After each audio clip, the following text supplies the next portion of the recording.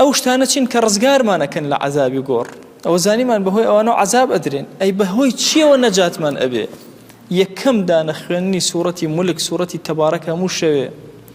کورە سوورەتی تەبارەک بەرەکەتێکی زۆر گەورەی ئینسان شەوان بیخوێنە، عەذابی قەبر لە کۆڵی ئەکەوێ، نەجاتی ئەبێ. هەموو عەمەلێکی صالح کە تۆ ئەیکەی بەخوا ئەو عەمەلە صالحانە فریاتەکەون. ئەفەرمێ ئینسان کە چۆ ناو قەبرەکەیەوە ئەگەر ئیماندار بوو خۆشەویستمان ئەفەرمێ ئەحەفە بهی عەمەلوه، عەمەلەکەی ئاوا دەوری ئەگرێ، ئەسەلات، ئەسیام، ڕۆژوەکانی نوێژەکانی دەورەی ئەگرن، لە هیچ لایەکەوە ناهێڵن، هەم ناڕەحەت بێ هەم ناهێڵن عەذابی بەرکەوێ. هەر کەس بە سگ ئێشە بمرێ، هەموو نەخۆشیەکان و جۆرەکانی سگ ئێشە عەذابی قەبر لەسەر ئینسان سووک ئەکا.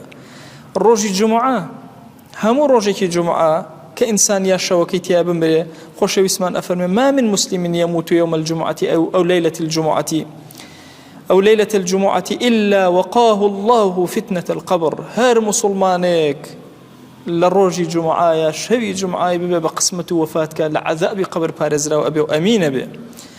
أوانيك لبينا يخوى جهاد كانوا مرابط أو كسي لبينا يخوى إيشك أجري أو كسج بهمان شواز ببي فرمايشتكان عذاب وعقابي لسرني لنا وقوركيا هروها أو كسي شهيد بي لبينا يخوايا لنا وقور عذابي النية وكوتا خالبوي رزقار من بلا عذاب قبر بريتي للدعاء الزور بيغمبري خوا صلى الله عليه وسلم دعاء الزوري أفرمو داواي أكل لخوا بناي بدا لفتني قبر، داواي أكل لخوا بناي بدا لعذابي قبر.